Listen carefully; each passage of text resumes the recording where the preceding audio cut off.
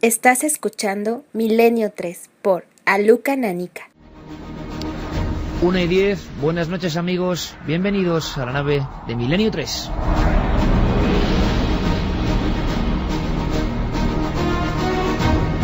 Traemos un sinfín de noticias, hay que decirlo, acabamos prácticamente de llegar de Vitoria. Como es normal, con las pilas cargadas por la cantidad de afecto que hemos recibido. Un afecto muy especial, un afecto que demuestra siempre la gente milenaria. Algo para nosotros imborrable, inolvidable. Cuando ayer, en Mendizorroza, 5.000 almas latían a un mismo ritmo, siguiendo este vuestro programa de radio. Para nosotros, lo dicho, algo que llevaremos siempre en nuestra alma. El saber estar, el respeto, la educación, siempre ningún problema, allá donde vayamos en España, demostrando que los milenarios, como así nos llamamos, para identificarnos de alguna forma, somos gente de una pasta muy especial y muy entrañable. Para mí, tengo que decirlo, que vi la luz en Vitoria es algo realmente imborrable de los recuerdos. Pero para todo el equipo, para todo, para también el que no pudo estar, que en otros menesteres se encontraba en diferentes puntos de España o del mundo, como es el caso de algún invitado que tenemos esta noche, también ha sido muy especial, porque esto era un homenaje de cariño, de afecto a todo el equipo. Lo dicho, ayer, de noche, 5.000 almas viendo la radio. Ahí es nada. Pero, desde luego, las noticias tienen que continuar, tienen que seguir. Nuestra labor está para eso. Y esta noche la mesa de redacción es muy especial. Va a ser, intuyo, más pausada, más para la reflexión. Pero yo os prometía hace unas semanas uno de esos temas, vamos a decirlo así, punzantes, picantes, irritantes, no sé cómo llamarlo. Tenía muchas ganas de hincarle el diente a una leyenda urbana, o quizá no, realmente polémica. Y quiero ver vuestra reacción, de verdad, esta noche más que nunca. Ahora os leo un teletipo de esos que le dejan a uno confuso. Hallazgos extraños aquí al lado, en la manzana siguiente, en la luna.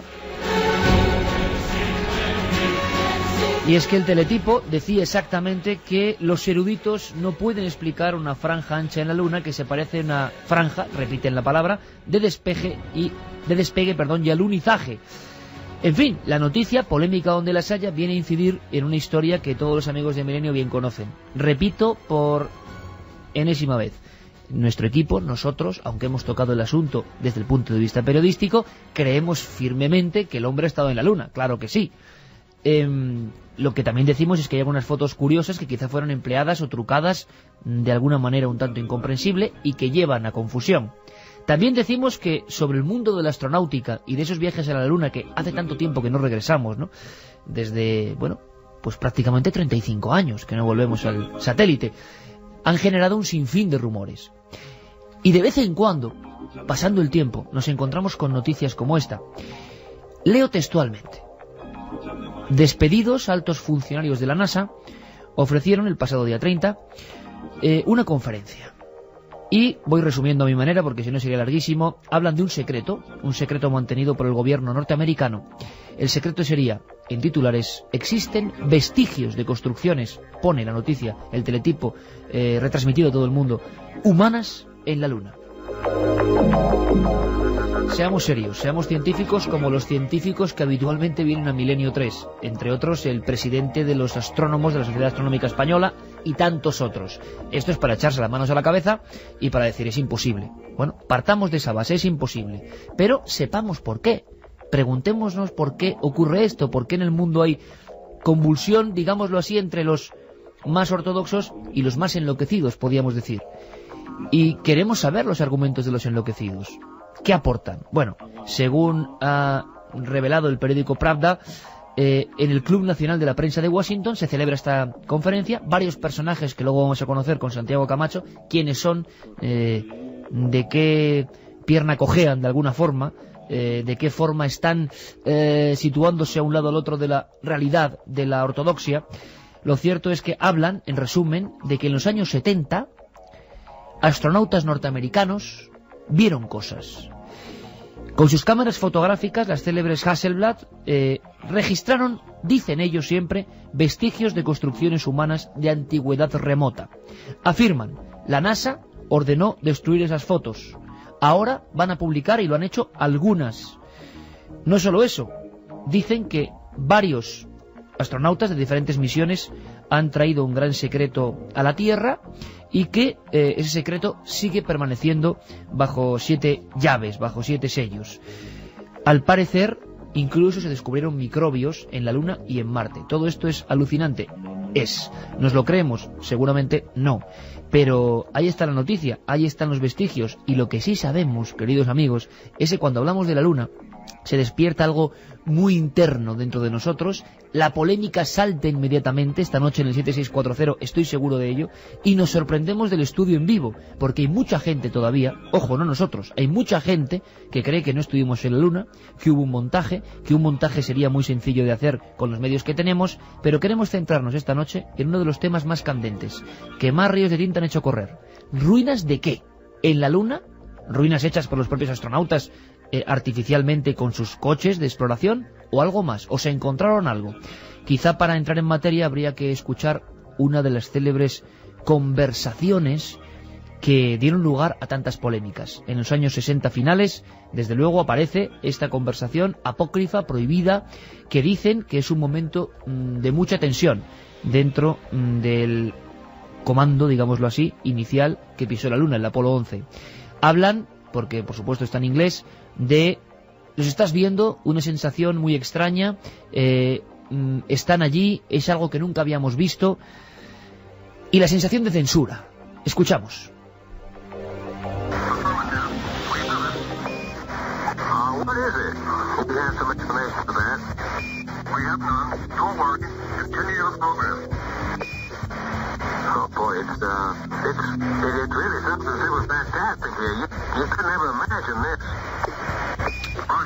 Cosas inimaginables, están en la Luna, no saben cómo calibrarlas.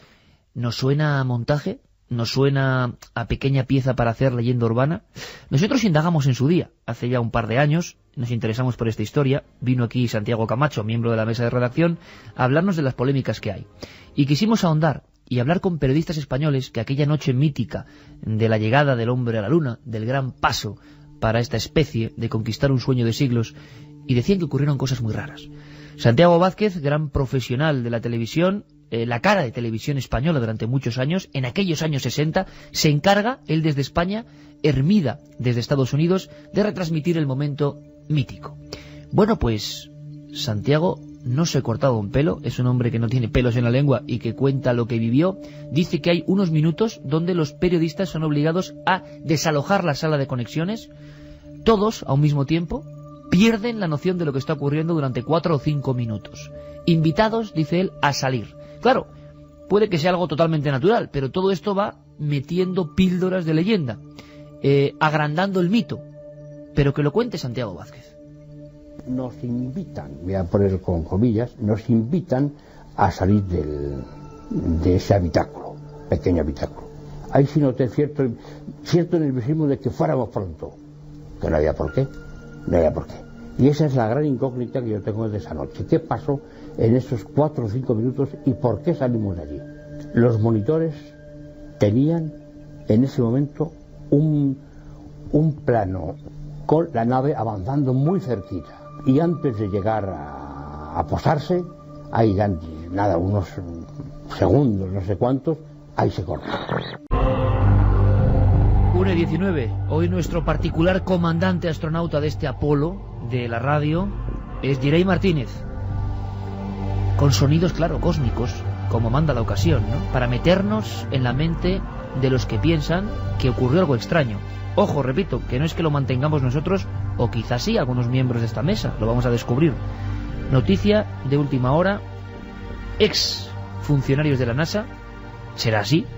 ¿No será así? Demandan, denuncian que algo está ocurriendo y que van a publicar una serie de fotos donde se ve eso, lo imposible, vestigios, ruinas en la Luna.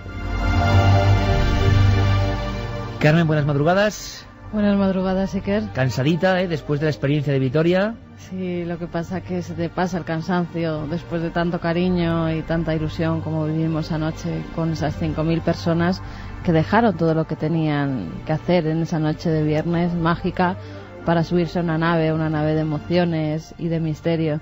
la verdad es que fue una noche única, una noche que recordaremos durante mucho tiempo. Hombre, a ver cuando vemos las imágenes que estuvimos grabando allí de lo que fue el espectáculo, porque esto se puede contar, pero desde luego hay que verlo también, ¿eh? Hay que ver lo que es ese estadio con 5.000 personas a rebosar. Increíble, de verdad, inolvidable. Abrimos líneas porque yo creo que este tema, y tú lo sabes bien, en el 7640 provoca de inmediato una polémica, pero rotunda, ¿eh? A favor y en contra, encontrada. Y además, cada uno exponiendo sus ideas y argumentos.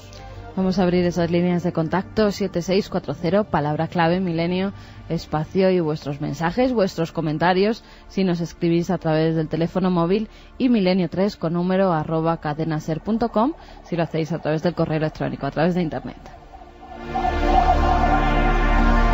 Y uno de los que podía estar perfectamente ayer en Vitoria, y estaba en espíritu, es nuestro compañero, miembro de esta nave, Santiago Camacho, que además tenemos la suerte que yo creo que ha sido el que, para bien o para mal, ha generado tantas dudas en España en los últimos 10 años sobre los alunizajes. Don Santiago Camacho, le echamos mucho de menos ayer, pero sé que usted estaba ahí, con nosotros. Le trato de usted porque yo estoy particularmente emocionado, a lo clásico. Santi, de verdad que nos hubiera encantado estar contigo ayer, pero inolvidable, de verdad. Pues me consta, y además efectivamente yo estaba también ahí en espíritu, como estoy en todo lo que rodea al ambiente milenario. Y bueno, respecto a este tema, pues tenemos una bonita noche por delante, con algunas cosas sorprendentes, otras sorprendentes en el sentido contrario, es decir, de quitarle un poco de hierro a algunos temas. Pero desde luego todos vamos a aprender mucho esta noche, porque el tema se presta. Es que eso es lo importante, Santi, aprender, saber, porque simplemente diciendo lo que dicen es una locura, no vale la pena, cerrándonos a unos u a otros no aprendemos. Y la misión de esta nave siempre es aprender. Pero además vamos a viajar por el mundo esta noche, vamos a viajar a Rusia, vamos a estar allí para saber qué pasa con esa secta del fin del mundo que se ha encerrado en una especie de catacumba y que están esperando el fin de los días.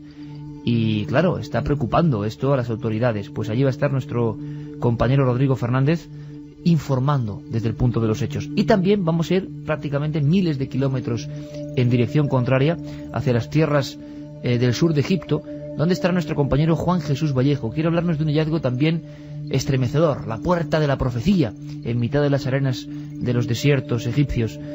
Una historia que parece que cuenta la cronología del ser humano desde hace demasiado tiempo. En Egipto también están de bronca continua últimamente. Zai Hawass está desmintiendo cada 2x3. Primero, que la momia de Tutankamón, dice ahora un experto momificador, que según la mantienen va a durar 30 años, como mucho, y que la esfinge no se está cayendo, lo dice Zai Hawass. ¿Te acuerdas que había agua subterránea que decía que podía hundir la esfinge?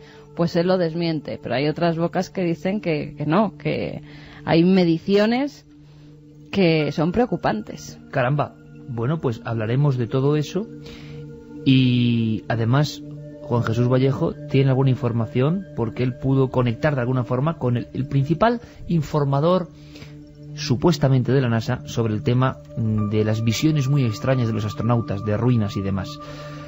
Yo creo que estamos todos, vamos a ir salpimentando, como diría Santiago, esta conexión permanente con diferentes lugares calientes esta noche por la noticia. Pero fíjate, Carmen, vamos a hacer una cosa. Yo no sé si... Bueno, están llegando ya muchos mensajes. Cuando yo digo que algunos científicos o ex trabajadores de la NASA están denunciando que realmente los astronautas se encontraron otra cosa tan bizarra, tan grave como ruinas o estructuras, pienso que nadie lo va a creer, sinceramente. Pienso que no cabe en cabeza humana. Pero me doy cuenta de que hay gente que cree que puede ser perfectamente real. Bueno, hay ya teorías de todo tipo, Iker. Mira, desde Ricardo de Barcelona, que dice que comparte la teoría de que lanzaron bombas atómicas sobre la Luna para intentar destruir lo que allí vieron, hasta que Juan Luis, por ejemplo, desde Madrid, dice: llegada a la Luna fue un montaje en plena Guerra Fría y por la conquista del espacio. ¿Por qué tras 40 años no han vuelto? Me gustaría, si os parece, porque estamos cerca y debe ser ya muy próximo el programa 600, creo que es el 597, no lo sé exactamente, revisaré las cuentas, pero 2 veces en esos 600 programas hemos hablado de el montaje o no, que yo personalmente creo que no, pero del alunizaje. Pero me gustaría que esta noche nos centráramos sobre todo, si os parece, amigos, en las ruinas, que es como la cara B, ¿no? Ya lo más heavy que hay en el tema de la Luna son las ruinas. O sea que ya hay gente en el 7640 y hoy vamos a prestar también atención muy especial. Hoy sois más especiales que nunca porque queremos que seáis parte fundamental de esta mesa de redacción.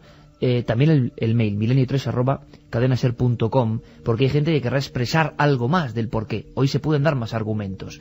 Pero, si os parece, compañeros, empezamos con la noticia. Es decir, hemos escuchado a Santiago Vázquez, el transmisor en España de aquel momento mítico.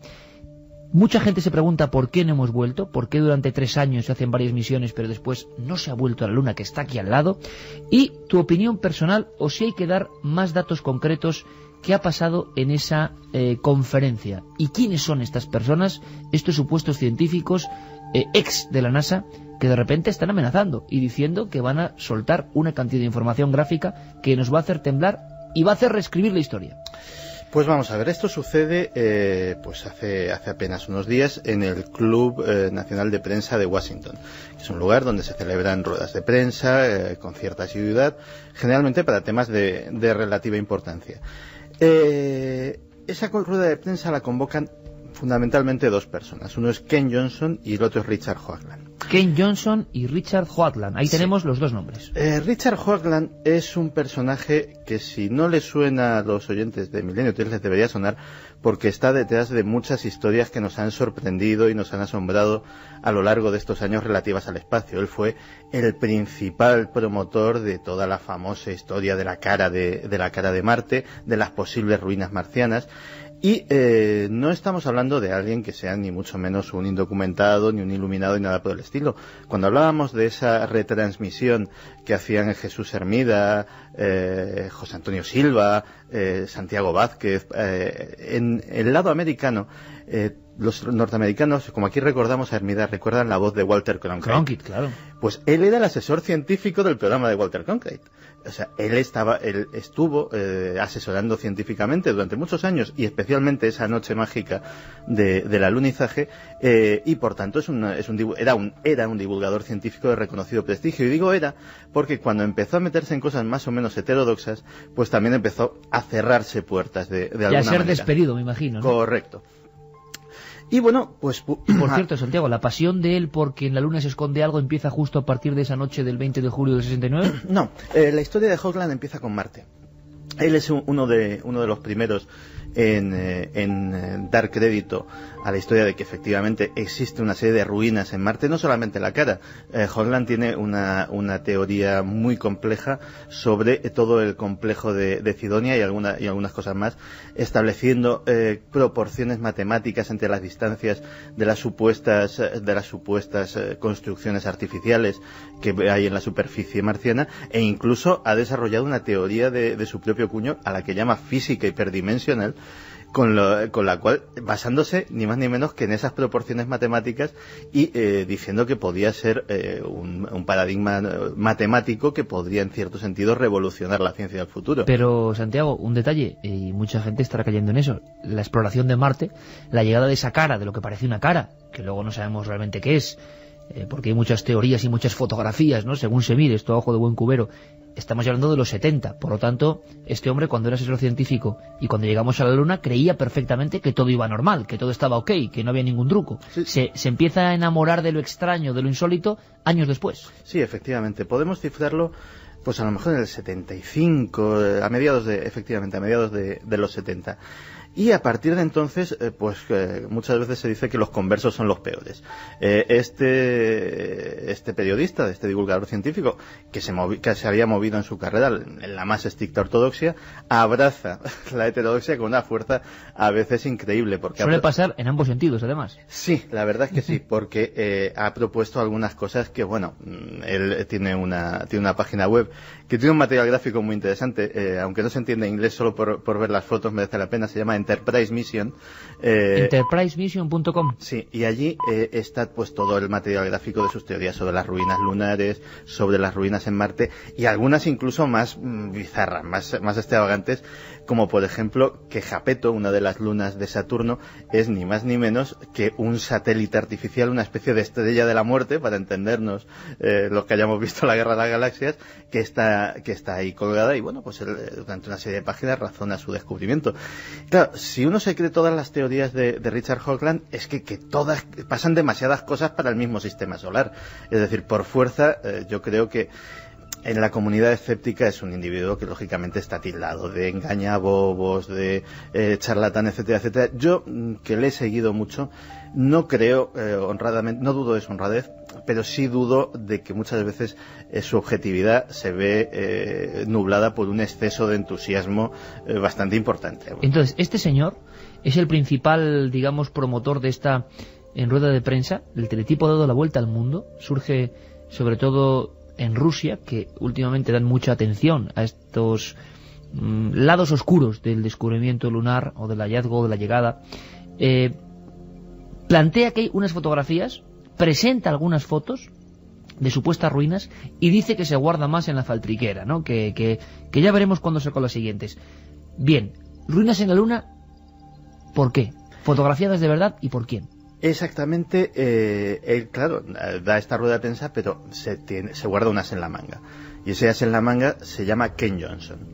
Ken Johnson es un señor que ni más ni menos fue el responsable de la gestión de todo el material gráfico, filmaciones y fotografías que trajeron las misiones Apolo de la Luna. Él se encargaba del revelado, de desviar a los departamentos de interpretación, etcétera, etcétera, los diferentes materiales gráficos, el archivo, etcétera, etcétera, tanto de vídeo... Un hombre clave del tema gráfico de lo que llegaba de la Luna. Y Ken Johnson se descuelga con lo siguiente en esta rueda de prensa. Que Ken Johnson, al que curiosamente, o no tan curiosamente, el caso es que le han despedido hace poco. Y se descuelga con esto. Él tiene constancia de que existen esas fotografías, y tiene algo más que constancia. Tiene las fotografías. Cuenta que le ordenan en determinado momento que una serie de fotografías más o menos comprometedoras que tenderían las pruebas de la existencia de estructuras artificiales sobre la superficie de la Luna, se le ordena destruirlas. Y él aparentemente lo hace, pero consigue sacar unas copias particulares, pues para conservarlas por razones que solo podemos suponer, pues desde por razones sentimentales, por creer que estaba protegiendo un secreto, o quién sabe si para lucrarse posteriormente. Que no debe ser tan fácil, un secreto de tal calibre que alguien lo saque, por muy Ken Johnson que sea. Efectivamente. Pero en fin. Y ellos dos son los que sostienen esta teoría. Y esto es lo que sabemos hasta ahora, porque la verdad, o por lo menos el contenido de estas revelaciones, solo lo sabremos cuando Richard Hoagland saque a la luz su próximo libro, que ya está anunciado, está en preventa en Amazon y todo este tipo de cosas, y por lo visto ya tiene encargados antes de edición una buena cantidad de libros, tanto como para haberlo colocado en la lista de los más vendidos de Amazon, que es una lista muy importante. Detalle importante, ¿eh? Es decir, que el tema por lo menos atrae, y yo, que no he tenido ocasión de ver la rueda de prensa, pues esa respuesta nos indica que debió de dar argumentos bastante convincentes para ello.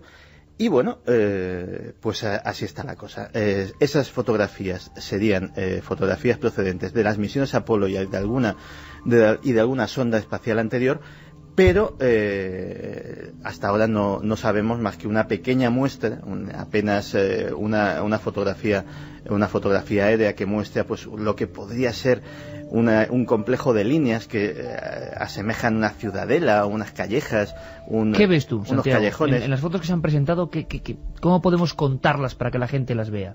Hablan de una especie de pistas, en plan Nazca lunar, ¿no?, de grandes dimensiones, que ellos asemejan con lugares, entornos donde alguien pudo aterrizar y despegar. Claro, lo que pasa es que tampoco estamos hablando de una historia en absoluto nueva, por ejemplo, en 1966, el 20 de noviembre, se descubren lo que se llamó las cúspides de Blair, o para el común de los mortales, los obeliscos de la Luna. Y es que existe el Lunar Orbiter 2, tomó una serie de fotografías. Antes de llegar al hombre a la luna. Sí, mucho antes, estamos hablando del 66, y tomó una serie de fotografías, era una sonda de reconocimiento fotográfico.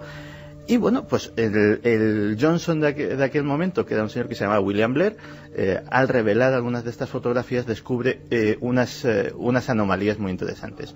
Son unos puntitos apenas discernibles, pero que proyectan una sombra alargada, muy alargada y muy larga sobre la superficie lunar. Una sombra incluso en algunos casos superior a la milla de longitud. Estaríamos hablando que por el tamaño, por la forma de la sombra, se deduce que esos puntitos en realidad son unas cúspides. De hecho, la cosa llegó a tener cierta trascendencia en su momento porque el Pentágono tomó cartas en el asunto, porque empezaron a ver que esas aristas afiladas que salían de la superficie lunar se llegaron a plantear y se estuvo estudiando durante algún tiempo si no podían ser misiles soviéticos, es decir, que los rusos en secreto hubiesen llegado antes a la Luna y estuviesen una batería de misiles apuntando a los Estados Unidos desde allí. Incluso se llegó a eso. De hecho, aquí tengo un par de... dos reliquias muy anteriores a esta rueda de prensa. Efectivamente, y estas teorías. Dos libros, uno francés y otro norteamericano, fechados pues en esas fechas, en 1975. Cuéntanos. 76, y uno de ellos firmado por un tal Georges Leonard. Es una traducción francesa que pillé en un momento, pero que yo no leo nada bien el francés, pero me llamaron mucho la atención las ilustraciones. ¿Por qué? Porque, y ahora me llaman mucho más, porque son exactamente unas ilustraciones hechas a mano.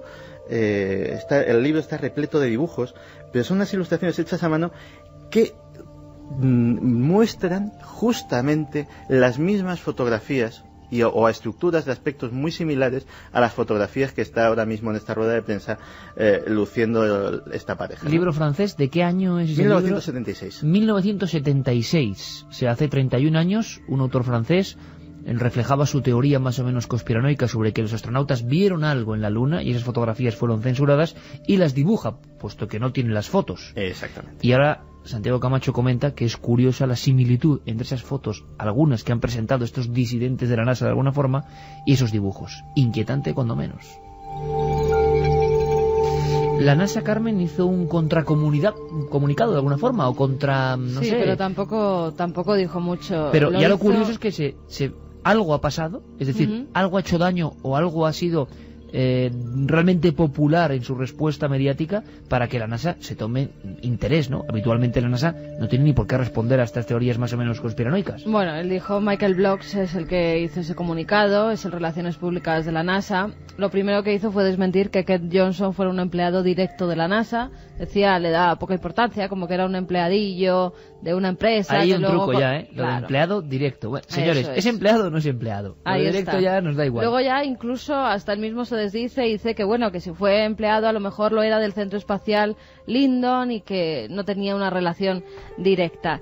Y dice que no, que la NASA nunca, durante su misión a la Luna, ha destruido ninguna prueba, sino que son archivadas por un departamento especial, que por eso nadie ha podido tener acceso a ellas, pero que en ningún momento se han destruido ninguna fotos ni nada que haya venido de la Luna. O sea, Carmen, el responsable, digamos, de Relaciones Públicas de la NASA sí que sale al paso, por lo tanto ya intuimos que esta rueda de prensa del día 30 de octubre ha creado cierta polémica más allá, porque hace poco estaba Buzz Aldrin, Buzz Puñetazos Aldrin, sí. El hombre de la mano rápida, porque ya sabéis, lo comento esto simplemente porque el amigo Buzz, cuando de repente se encontró un periodista de estos conspiranoicos o apoloescépticos que no creen que hemos llegado a la Luna, y le llevaba una Biblia el hombre, bueno, hay varias versiones, ¿no? Vimos las imágenes en Cuarto Milenio en el primer programa, pero se le acercó diciendo, júreme ante la Biblia que usted ha estado en la Luna. Y el mamporro que le suelta Buzz Aldrin es digno de Cassius Clay, de verdad, es algo impresionante. Entonces, el amigo Buzz ha estado aquí en Madrid, un hombre un poco así aguerrido.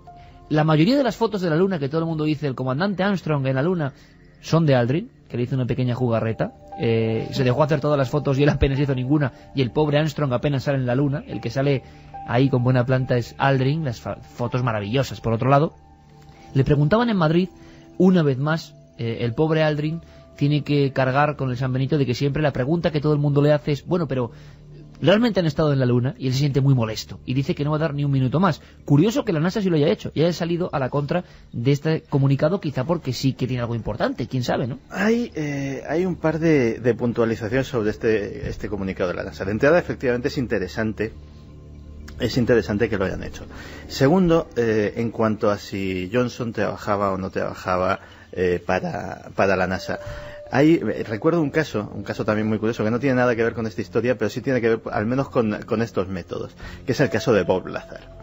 Bob Lazar fue un hombre que se hizo muy famoso hace unos años porque afirmaba haber trabajado dentro del Área 51, de esa base secreta en la que se supone o muchos piensan que pueden tener guardados prototipos de ovnis o ovnis estrellados, este tipo de cosas. Y bueno, contó una historia que venía a confirmar esto. Automáticamente el Departamento de Defensa declara que este señor es un farsante, que no ha trabajado nunca para ellos, y así se queda la historia hasta que por fin, durante muchos años, Lazar además se queda completamente desprestigiado. Es un individuo que tiene una depresión muy fuerte, en fin. Una campaña mediática en contra. Sí, afecta mucho a su vida personal, hasta que un periodista consigue encontrar su nombre en un listín telefónico del Departamento de Defensa, que por accidente había sido desechado, había sido tirado a la basura. Lo encuentra y se encuentra ahí a Bob Lazar figurando, que ya no figuraba en ningún otro tipo de archivos, en ningún registro informático, en la seguridad social, en ningún sitio. Su historia había sido borrada por completo. Con lo cual, a veces este tipo de cosas tienen sus precedentes, ¿no? Bueno, mira, además lo que dice Aldrin no solamente es la llegada a la Luna, sino también que hay vida inteligente allí fuera, ha declarado, pero que la humanidad nunca contactará con ella. Hombre, a mí un hombre que diga nunca, yo estoy acostumbrado a que nunca digas nunca jamás, como decía aquel. No, es que, claro, estamos viendo, y luego lo veremos con Carlos Cala en La Ciencia, menudos hallazgos científicos de última hora, todo puede suceder. 1:41, sigue la historia, están preguntando por el célebre documental de Mirlo Rojo, emitido por Televisión Española, de Juanjo Benítez, de qué son esas ruinas, qué estaban viendo, había algo más de ruinas, que han visto una afirmación de un cobertizo en la Luna, cosas insólitas, pero que es cierto que se han emitido en Televisión Española en este caso. Ahora vamos a hablar de eso. ¿Por qué no? Batería de opiniones y argumentos, mientras Santiago Camacho, como siempre de forma magistral, va dosificando la información. De momento sabemos quiénes son esos individuos que han montado este tremendo follón, qué es lo que tienen, y sabemos ya que había otros autores que habían dibujado o imaginado esas ruinas y que coinciden con las fotos que al parecer unas se han presentado, otras se presentarán. Ruinas en la Luna, imposible, desde luego. Vamos a ver qué dice la gente, los comentaristas de Milenio 3. Pues vamos con los mensajes que nos llegan al 7640, ya sabéis, palabra clave, milenio, espacio y vuestros comentarios, lo que vosotros opinéis, como Ion, que nos dice, está claro que allí se encontraron algo demasiado tiempo sin volver. Yo creo que hay ruinas y ya veremos si no hay nada más. Un abrazo a todos. Pues en televisión salió el presidente de Estados Unidos de aquel entonces diciendo que fue un montaje para adelantarse a la URSS. Lo inquietante es que llegara. No, pero bueno, eso es una leyenda urbana terrorífica. Kennedy decía que iba a competir con la Unión Soviética entonces en buena lid, pero ningún presidente americano ha dicho que llegar a la Luna sea un montaje, por Dios. Por eso lo he sacado para desmentirlo por completo, porque es que la leyenda urbana va creciendo y creciendo. Hay un documental circulando por ahí que puede llamar a la confusión, que es un documental en el que se prestaron mucha gente, o sea, desde Donald Rumsfeld hasta Henry Kissinger, la viuda de Stanley Kubrick, etcétera, etcétera, a modo de, vamos a entrecomillar, broma, concediendo entrevistas y afirmando que efectivamente ellos lo habían montado, etcétera, etcétera. Es el típico docudrama o falso documental que se monta sobre estas cosas y que de hecho se emitió en la 2 en su momento, en Televisión Española, y supongo que estará circulando por el YouTube. Bueno, y por pero hay estas una cosas. cosa que no entiendo, Santiago, vamos a ver. Si hacen esto, se prestan a hacer la bromita, luego ¿por qué se quejan tanto de que la gente se crea que no hemos estado en la Luna o que hay ruinas? Pues efectivamente llama mucho. Es como jugar con fuego, ¿no? A mí desde luego me llamó mucho la atención por la categoría de los personajes que estaban saliendo en ese documental, es decir, los propios astronautas, ya te digo, Henry Kissinger, Donald Rumsfeld, que son personajes de primerísima fila internacional. Pues se prestaron a hacer una bromita y de hecho supongo que a más de uno habrán confundido, ¿no? Claro, es que me parece, todo un esfuerzo tremendo. El propio Buzz Aldrin, el astronauta, hasta el gorro ya de que le pregunten si ha estado en la Luna. Y luego el entorno, más o menos, va y participa en bromas. Vamos a hacer la gracia de decir que no hemos llegado a la Luna. Claro, luego la gente se confunde. Quizás se abandonó la Luna porque no había nada de provecho, opina Jauma. Para demostrar que han ido a la Luna deberían poner algo allí que sea visible desde la Tierra. Un abrazo cósmico. Hay algo allí visible desde la Tierra. Hay unos espejos que sirven para hacer telemetría láser, que se colocaron en su momento para precisamente, apuntando un rayo láser, viendo cuánto tardaba en llegar y cuánto tardaba en volver, reflejado por ese espejo, por esa parabólica, digámoslo así, pues saber qué distancia, qué variaciones en la órbita, ese tipo de mediciones científicas. Con lo cual sí hay algo que dejaron. Curiosamente, también hay otra historia. Una cosa es dejar algo y otra verlo. Con los telescopios actuales, que son realmente potentes, para que nos hagamos una idea, el telescopio más potente que tenemos a día de hoy, que es el Hubble, que está en órbita, ni siquiera está en la superficie terrestre, en la resolución del telescopio del Hubble, el módulo lunar, la base del módulo lunar que quedó en la superficie de la Luna, equivale a un solo píxel, a un puntito indistinguible en una pantalla. Es decir, la resolución es tan baja que es imposible, o sea, habría que dejar algo del tamaño de una pirámide. Mucha gente pregunta de ese célebre programa de Google que escanea la Luna de alguna forma, pero que llegas a un nivel de altura, vamos a llamarlo así, en que todo se convierte en un inmenso queso. Y claro, esa broma también ha hecho que mucha gente piense, claro, están ocultando, porque no pueden mostrar la bandera, ni pueden mostrar el módulo lunar. En definitiva, las teorías, las suposiciones, las conspiraciones en formación, evidentemente. Pero sí pediría a la gente del 7640 esta noche, a ver si es posible, quiero su opinión, no sobre si llegamos o no, sobre las ruinas, lo que están hablando de ruinas. Hay cosas, aparte de las ruinas, como Tomás, desde Bilbao, que nos dice que Silva le comentó que apareció en la pantalla una cara de un ET y les obligaron a salir. Sí, José Antonio Silva, piloto de aviación y director del telediario en aquella época, ni más ni menos, habló de que de repente apareció una cara por unos segundos en plena transmisión. Se convirtió en otra leyenda urbana, ¿no? En la Luna hay carreteras y monolitos, al igual que en Marte se ven claramente construcciones artificiales. Bueno, aquí habría que decir una cosa muy interesante, ¿no? Cuando Schiaparelli habla de los canali de Marte, nadie le cree, evidentemente. Y luego los descubrimientos marcianos, lo hablábamos con Miguel Gilarte, ¿no? De la presidenta de la Asociación Astronómica Española. Es verdad que de alguna forma esos canales existen, ¿no? Lo que pasa es que la interpretación que se le daba como manufacturados o hechos por una civilización, pues no, o quién sabe. Pero, o sea, carreteras, pistas y construcciones, y mucha gente lo cree. Y no solo eso, Claudio desde Baeza nos dice, pues puede ser que tiraran bombas atómicas para destruir lo que vieron y no hayan vuelto por miedo a la radiación, porque puede quedar radiación, ¿verdad? Bueno, yo creo que ya se incorpora nuestro compañero Carlos Largo. Vamos a hacer la llamada, la conexión, vamos a viajar hasta el sur de Egipto, porque creo que es necesario que, a pesar de que Juan G. Vallejo va a hablarnos de otros temas muy diferentes, se incorpore a esta tertulia, ¿te parece, Santiago? Porque ahora, él investigó mucho el tema del hombre, que yo creo que es culpable, entre comillas, de que se hable de radiación, de bombardeo posterior de la Luna y una especie de virus porque ya no se puede volver. Ese es el motivo del retraso, de alguna forma. Anuncios ahora de Bush que se han perdido un poco en el tiempo, de que en el 2018 regresaremos a la Luna. La gente se pregunta por qué no hemos vuelto si estamos ahí al lado a nivel cósmico. Es que la mayoría de la gente, por los mensajes que nos llegan, no creen que hayamos ido a la Luna, ¿eh? Ya, sigue... 70%, así a bote pronto, de personas, 70 o más, 75%, que no creen que hayamos llegado a la Luna, que creen que fue un montaje de Estados Unidos, y el resto que sí, dicen que sí que hemos llegado. Y cuidado que lo vimos ayer, lo vemos siempre, ¿no? Que hay muchos científicos que a veces muestran su verdadera cara o su pasión cuando conectan con Milenio o cosas que no pueden decir. Gente de lo más normal, vosotros lo sabéis. En el año 2002, Santiago Camacho vino aquí por vez primera a hablar de los interrogantes en torno a la Luna. Creo que en el 2005 o 2004 finales hicimos otra. Y ahora es el 2007. Las 3 veces se colapsó el sistema de mensajes y el porcentaje era más o menos así o inferior.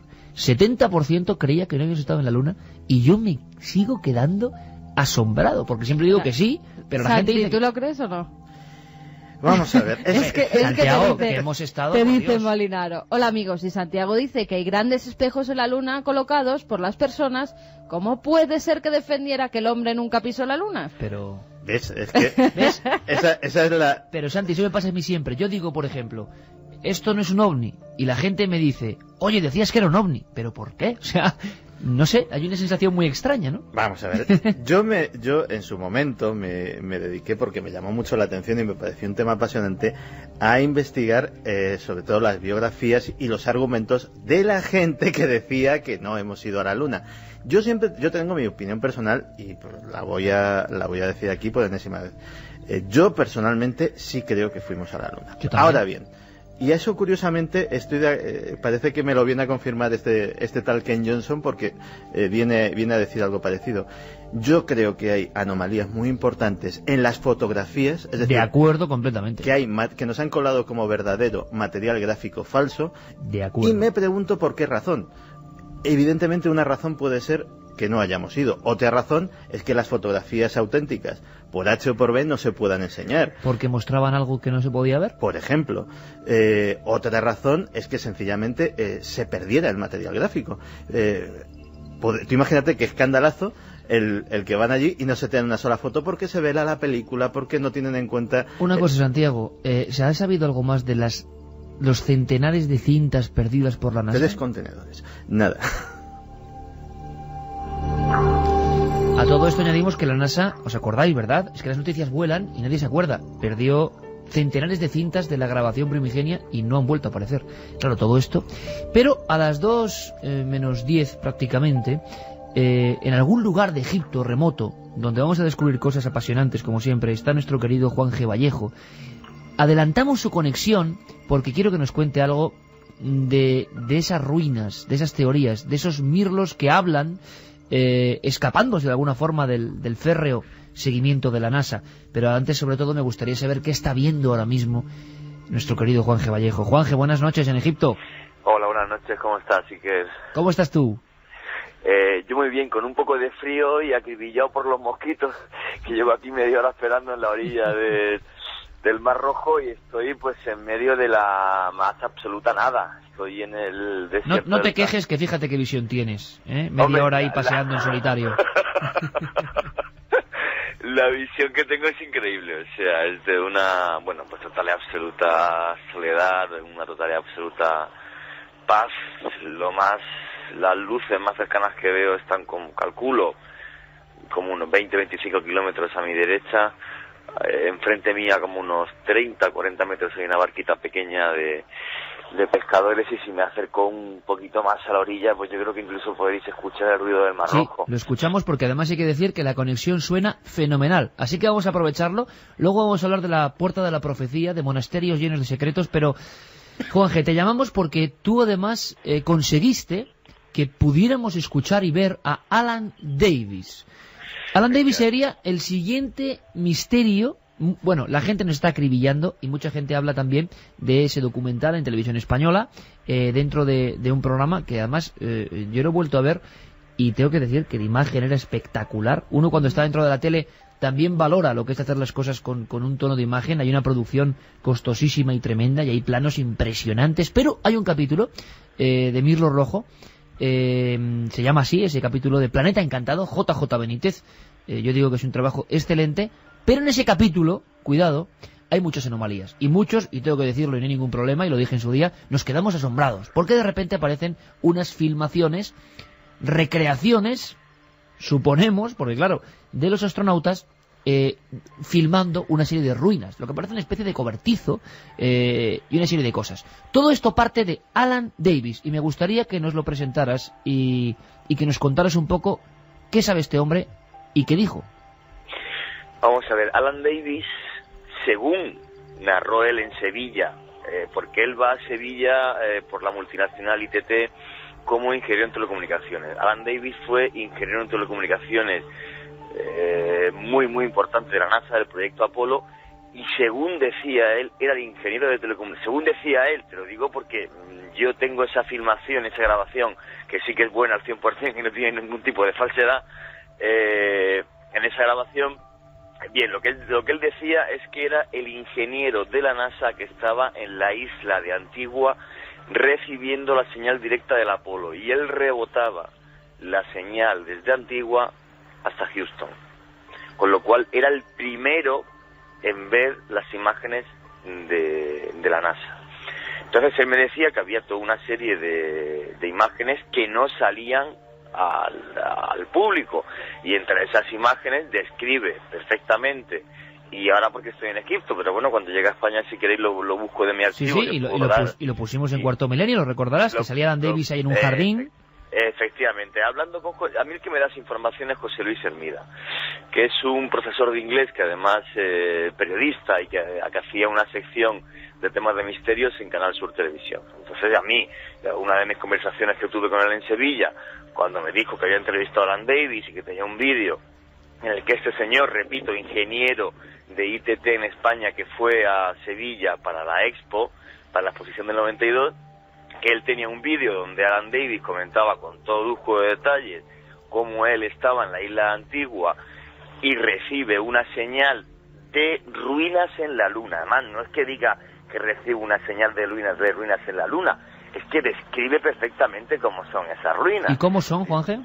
Las ruinas es lo que las describe exactamente es de unas piedras grandes con ventanas o puertas, no sabía describirlo porque tenían una altura como pequeña, como si los seres que vivieran allí serían o fuesen algo más pequeños que los seres humanos. Esto ya sí que es una gran suposición, pero vamos, describe perfectamente las construcciones, y no una o dos, sino que había varias y perfectamente delimitadas, ya te digo, con ventanas o puertas de un tamaño pequeño, para que seres humanos o seres de otro tipo pudieran entrar y salir de ellas. Esa es la base que yo me imagino, que porque nunca lo confirmé, llevo un tiempo que tuve amistad con Juan José Benítez, luego ya la perdimos definitivamente, y que esa es la fuente que tuvo Juan José Benítez. Entonces, no podemos demostrar que la fuente de Juanjo Benítez, que él por supuesto mantiene en secreto como debe ser, sea el mismo Alan Davis, pero muchos suponen que sí, ¿no, Santiago? Pues digamos que hay muy buenas razones, efectivamente, para suponer que Alan Davis es el famoso Mirlo Rojo. Si me permitís una cosa, y esto se podría aclarar llamando a José Luis Hermida. En cuanto yo llegue yo tengo su teléfono en mi casa, tengo buena relación con él. A mí, José Luis Hermida me comentó que efectivamente que JJ Benítez conocía a Alan Davis. Entonces, bueno, lo cierto o no, Juanje, uno son dos. En el año 92. No, y en el 2004, si no me equivoco, se emite ese programa, con gran audiencia, por cierto, de Mirlo Rojo. Se reproduce ahora, además, por internet de una forma tremenda. Hoy nos hemos quedado muy sorprendidos al volver a verlo.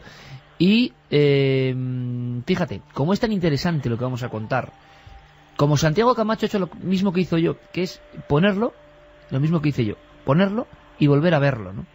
Y hay tantas sensaciones, pues yo creo que podíamos dejarlo para la segunda hora, comentar qué se ve, qué no se ve, qué creemos, qué enorme irracionalidad es todo esto. Evidentemente yo pienso que es imposible, yo me adelanto, yo pienso que es imposible.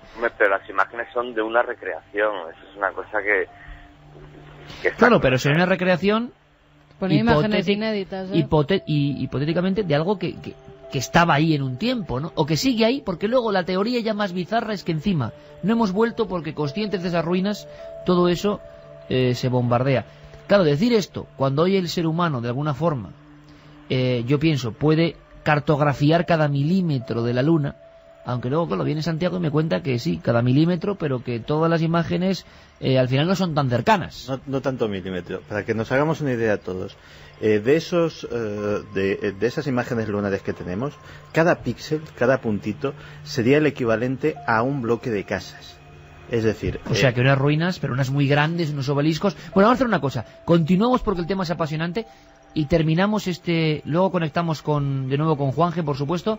Batería, ¿de qué está pensando la gente? Porque yo estoy muy sorprendido. Bueno, Antonio desde Córdoba nos dice sí llegaron y se recogió gran cantidad de información, que por eso no ha hecho falta volver otra vez a la Luna. Yo he visto el documental de la broma sobre la llegada a la Luna, hay que tener criterio, no se invadió un país como dicen al final. Hay un documental que cuenta que se dejaron un año una caja con una cámara en la Luna y cuando la trajeron y la analizaron encontraron que las bacterias habían crecido. Otra gran teoría, ¿sí? ¿Existe? Buenas noches, milenarios. José desde Valencia. Yo creo en las ruinas de la Luna y que eran de antiguas civilizaciones. Los americanos lo destruyeron todo. Yo creo que en la Luna se encontraron algo mucho más que cráteres. Lo que pasa es que no les interesa que lo sepamos, nos dice Milo. ¿Qué tienen esos individuos? Es bastante cara y un pedazo de visión comercial que ni esa bebida de cola que todos conocemos. Qué bien la de dinero que van a sacar con ese libro, nos dice Noemi. ¿Por qué no hay sondas alrededor de la Luna que nos aclararían mucho de la superficie y posibles cambios de ella? Pues ¿Se seguimos pregunta en Eric? este dossier especial en Egipto, Juan G. Vallejo, y aquí nosotros, y con muchos misterios. Ahora las noticias, enseguida volvemos. 2:06, la nave del misterio. Estamos encantados de esta mesa de redacción. Hoy muchos de los componentes de nuestra familia están dispersos. Coincidíamos con Luis Álvarez, que se ha quedado en Vitoria, por supuesto, siguiendo nuevas historias, porque es que, caramba, ayer conocimos a tanta gente interesante en Vitoria que nos dio nuevas pistas, que Luis no se lo ha pensado un momento. Él es así, Made in Álvarez, y se ha quedado allí buscando más secretos. Y a Juanje lo tenemos en Egipto, pero quiero que participe, como estaba haciéndolo, diseñando la historia de otro personaje, Alan Davis, que provoca este enorme seísmo increíble, pero que está ahí y que en la opinión pública ha calado. Y en el oyente de Milenio 3, que es de verdad, y está demostrado y estudiado, un oyente de un amplísimo abanico de posibilidades, de todo tipo y de creencias, pues sí que se piensa que realmente hay gato encerrado y que lo de las ruinas puede ser verdad. Nos parece increíble, repito.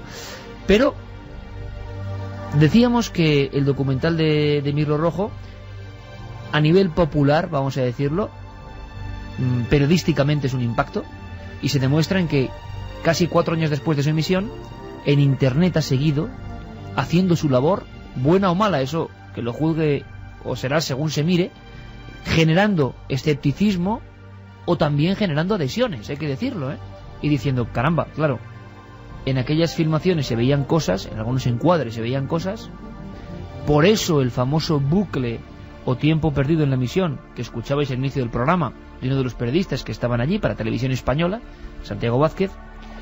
Y quizá por eso la teoría ya, yo creo que es como la guinda de un pastel. Si lo de las ruinas para mí es muy increíble, lo de el bombardeo posterior ya me parece el no va más, pero se ha dicho, se ha emitido, y me gustaría saber tu opinión, Santiago, de ese impacto después de volver a ver el documental de Mirlo Rojo, como has hecho esta noche. Pues la verdad es que ha sido una experiencia bonita, porque esta noche tengo una perspectiva que no tenía cuando lo vi por primera vez, que son 2 años y pico trabajando en televisión. Esa me ha hecho ver las cosas, si no de otra forma, por lo menos con otros matices. Evidentemente la historia es apasionante, lo que se cuenta en ese documental es francamente impactante, pero muchas veces en Cuarto Milenio nos hemos visto obligados a no contar historias porque no teníamos material para contarlas. Si nosotros tuviéramos, como es el caso, una historia para la que solo contamos con el testimonio de una persona que ni siquiera citamos, más que por un seudónimo, y encima yo creo personalmente que por un error, por un desliz, a lo mejor por ingenuidad, colocas las imágenes de una recreación como imágenes inéditas, pues a lo mejor porque se te ha olvidado colocar el rótulo, vaya usted a saber.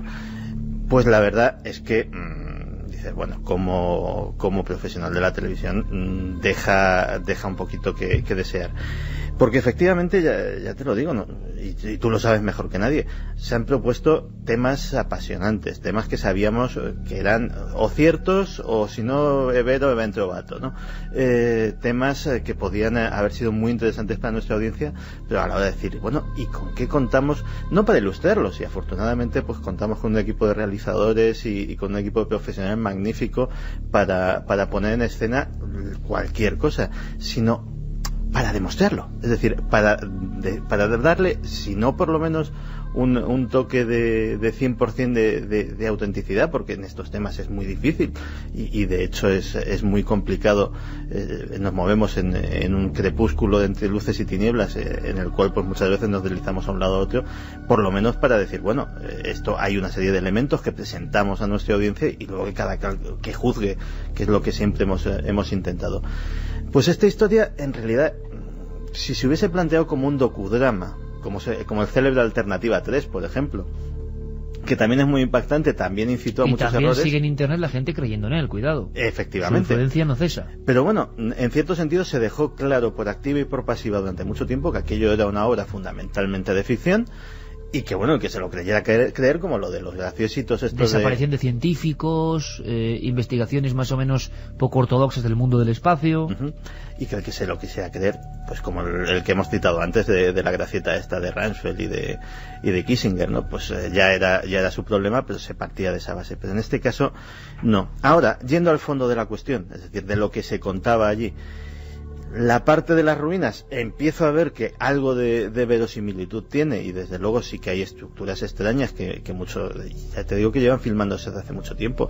En ese mismo 1966 hablaba un oyente de una pista de aterrizaje y de eso la fotografió la sonda Luna 9, una sonda rusa, en 1966 también, cuando prácticamente unos meses antes que lo de las cúpulas estas de Blair.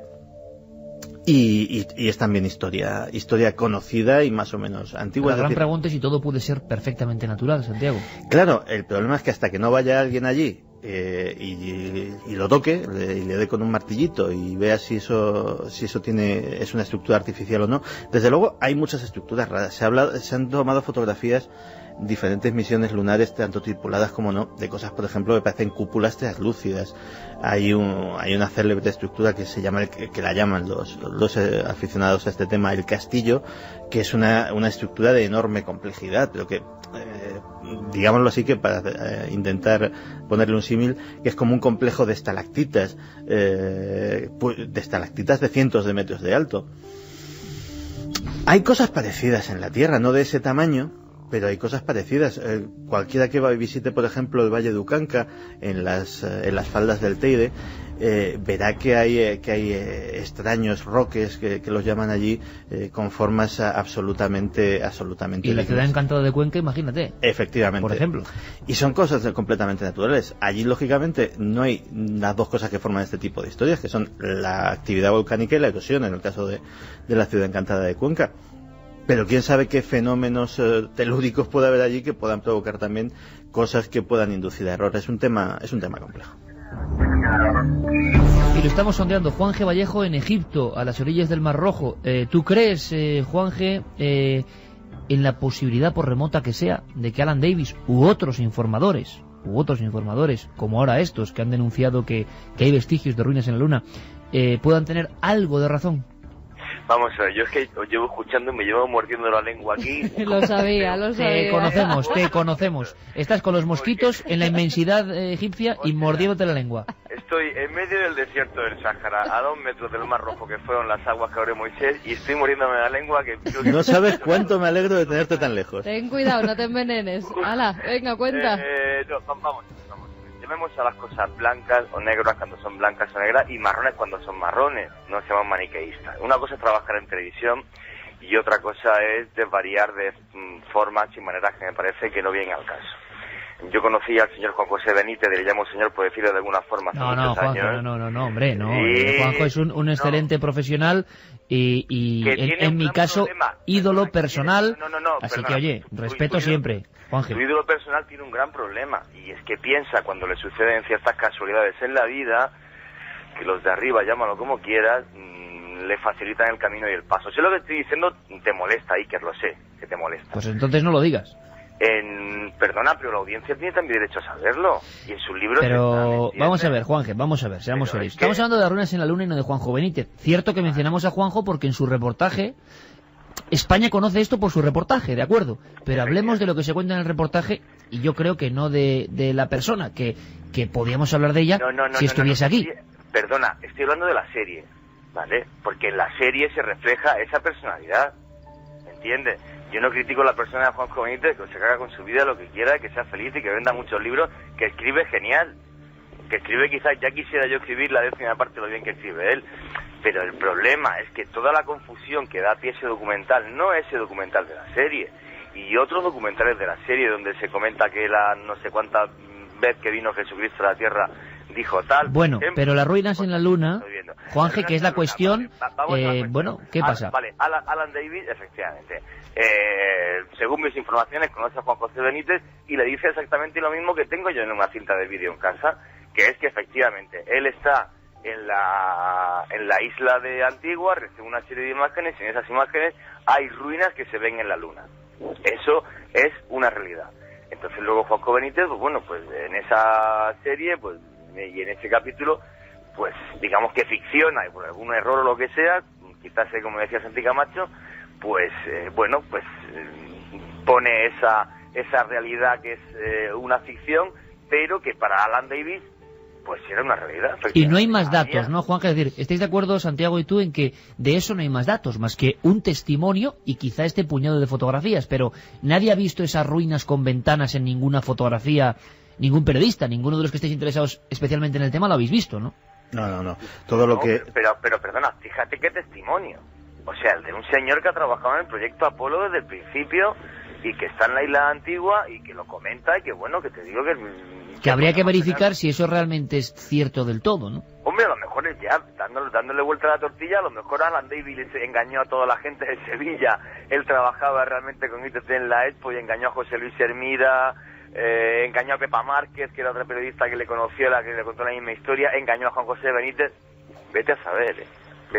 La historia sucede en Sevilla y sucede de esa forma. Eso sí que no tiene vuelta de hoja porque la conozco por varios lados y lo puedo confirmar y hablar con las personas que le conocieron. ¿Y qué opinas del detalle de que Santiago Camacho, por ejemplo, tenga libros de los años 70 donde lo que se dibuja como ruinas sí que coincide con lo que ahora están no Alan Davis, sino, digamos, seguidores en su filosofía, presentándola como fotografías? Que quizá haya algo de verdad, algo, no sé qué, pero algo o no. Hombre, yo es que opino que dentro del tema este de la luna, como os voy a decir antes a Santi, estoy de acuerdo con él al 120%. O sea, yo estoy convencido de que estuvieron en la luna, pero las fotos son muy anómalas. ¿Cómo es posible que una nave, en un alunizaje en la que supuestamente se levantó una gran cantidad de polvo y además con una gravedad prácticamente cero, pues no tenga ni una mota de polvo cuando se la fotografía? O sea, hay una serie ahí de huecos porque... Nos estaban mandando además un vídeo a través del correo electrónico que yo no había visto antes, y es cómo va el astronauta descendiendo, ¿no?, para pisar la superficie lunar, y de repente por detrás se cae un foco y sale toda la gente para ponerlo y para colocarlo. Hay muchas teorías, pero hablando de lo que son las ruinas, hay mucha teoría, mucha historia, muchas fotografías que dicen que se ve algo. ¿Creéis que hay un mínimo resorte certero para pensar que realmente... Porque vamos a ver... Yo personalmente no. ¿Estáis conmigo o no? No lo sé. Yo es que aquí... vamos a ver, no hemos vuelto a la luna y la gente argumenta y se argumentaba en ese documental y otros seguidores lo hacen porque había realmente algo que no se podía ver. ¿Creéis que es posible? O sea, los rusos lo hubieran visto también. Pero con sondas muy próximas, ¿no? Hay que pensar también una cosa. O sea, el ir a la luna no era una misión científica en sí. Era un propósito político.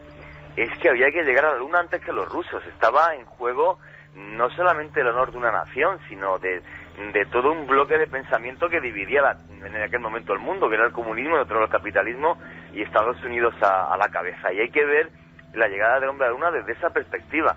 De ahí, por ejemplo, que cuando dice Santi, me parece muy sensato, o sea, si van a la luna y las fotos no salen, el tipo llevaba una Leica puesta como en el pectoral, pero no podía ni encuadrar ni nada, y los encuadres son perfectos. O sea, la cámara, para quien no lo sepa, una Hasselblad, una Hasselblad. Sí. Entonces, obviamente, o sea, no se podía fallar en eso. Todo el mundo sabe que el presidente de los Estados Unidos tenía un discurso preparado por si los astronautas morían y no podían regresar. O sea, realmente fue un fenómeno mediático, bueno, pues comparable quizás en su tiempo, y aunque no hubiera los más media que hay a día de hoy, a la llegada de Colón a América, ¿no? Está claro, Juanje, pero solo tenemos al señor Alan Davis, misterioso, podemos ponerle. Es lo que hay. Y a estos dos señores, ahora Ken Johnston y Richard Hoagland, tres, digamos, peces que nadan a contracorriente y dicen que esto, pero nadie más, ¿no? No, ojo, Hoagland tiene una parroquia de seguidores muy nutrida. Y no en absoluto, por hablarlo en lenguaje coloquial, no estamos hablando de frikis, es decir, él es un tipo muy bien conectado. Hay científicos, astrónomos, ingenieros que dedican mucho tiempo a esa Enterprise Mission, que es como él denomina su fundación, vamos a llamarla así, para este tipo de cosas. y que sí que jalean sus teorías y aportan abajo. Es decir, no, digamos que él es la cabeza, pero él es la cabeza de un equipo de gente bastante nutrido, ¿eh? Lo que queríamos esta noche es poner lo que hay, lo que no hay. Esta es la noticia, las fotografías. Juanje, y brevemente, por favor, porque ahora vamos a ver otra cosa, también en un esbozo, pero que parece muy interesante y que nos conecta con el pasado. Y Santiago, también tu opinión. Porque Carmen y yo creo que aquí sí que coincidimos, ¿no? En que nos parece aunque mira, lo del bombardeo de la Luna de posterior. Eso sí, yo nunca negaré nada, ya por una cuestión propia, porque mira, muchos científicos negaban que hubiera agua en Marte y ahora se tienen que tragar sus palabras. O sea, no negaré que pueda haber algún tipo de construcción, a lo mejor no construcción que la hayan hecho ningún tipo de personas ni de seres, si es que viven ahí algunos, sino que pueda ser propio de la superficie lunar, esas caras de Marte, pues de ese tipo. Igual que aquí tenemos montañas, pues que pueda ser alguna formación que se ha hecho allí. Ahora, que fueran y bombardearan algo allí, eso es lo que yo ya pienso que no es posible. Juanje, tu opinión. Estas teorías, tanto de Alan Davis como de estos hombres, como del reportaje que se emitió en España en televisión española, hablaban de que hubo un bombardeo posterior para contaminar la Luna de alguna forma y no volver. ¿Tu opinión? Mi opinión, yo he visto la cinta de Alan Davis y o es el mejor mentiroso de la historia o algo realmente extraño vio. Lo que sí es cierto, como bien decía Carmen, que bueno, que lo que viese a lo mejor fuera algún tipo de formación natural que a él le confundió. Pero sí estoy convencido. Interesante perspectiva esa también, que el hombre viera algo realmente. Sí, yo pienso que él vio algo. Santiago. Hombre, si hay algo allí, yo creo que sigue allí, por una razón muy sencilla. Disparar un arma nuclear estratégica no es cosa baladí, ni que se haga todos los días, ni sobre todo que se pueda hacer en secreto.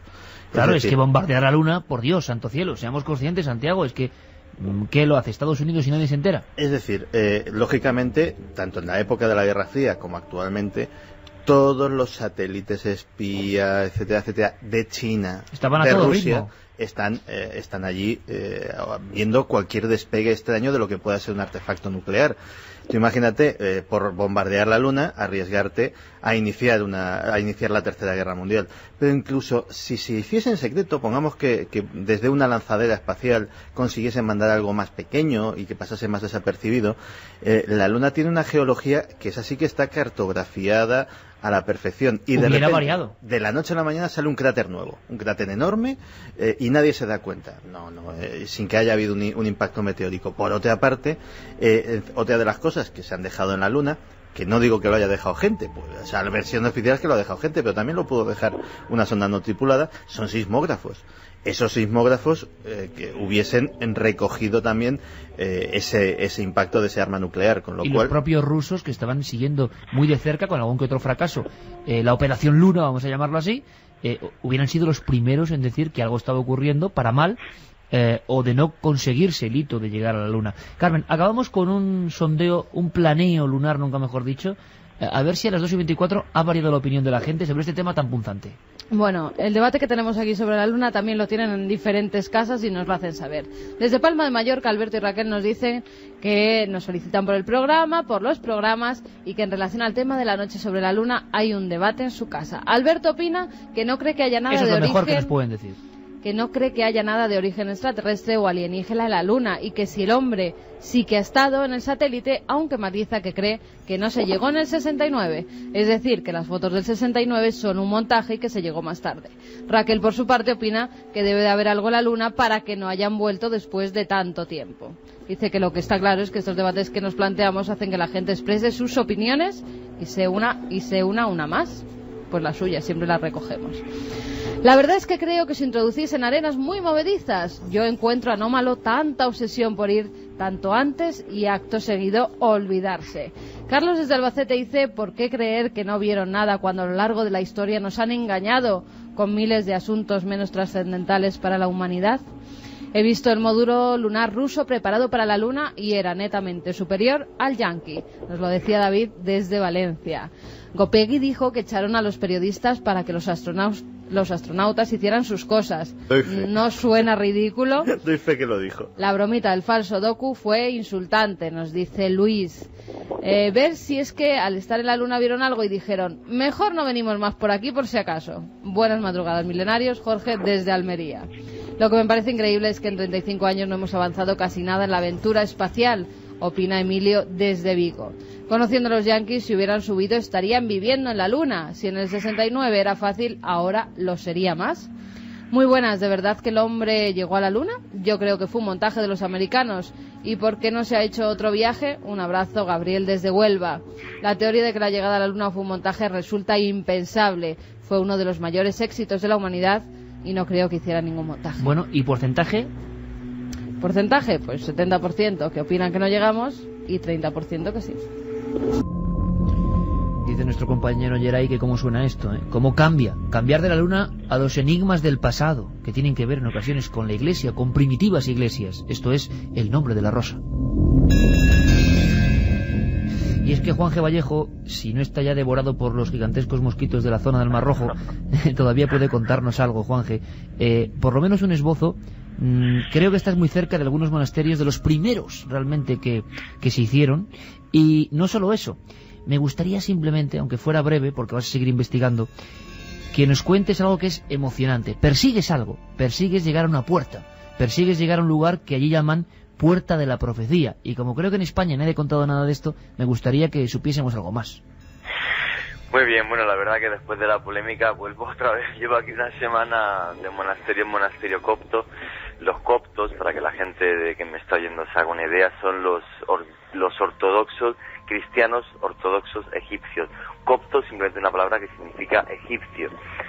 Entonces, bueno, pues yo empecé a inmiscuirme en el mundo copto hace ya un tiempo, porque tengo un muy buen amigo, Nagy Henry, que es copto, y bueno, y fíjate, y he acabado aquí haciendo un programa enfrente del Mar Rojo con Milenio 3. La Puerta de la Profecía. Hay un lugar sagrado para los antiguos egipcios que se llamaba Natrum. En árabe oía Wadi Natrum, y era sagrado porque en él se extraían las sales del Natrum, que eran las sales con las que se podían momificar y se podía hacer que el cadáver de un hombre y su alma pues pasaran luego después al más allá.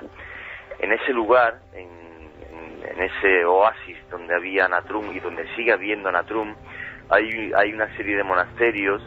Uno de ellos es el de Ambishoy y otro de ellos, que es el más curioso con diferencia, que data sus orígenes del siglo IV, es el monasterio del Sorián.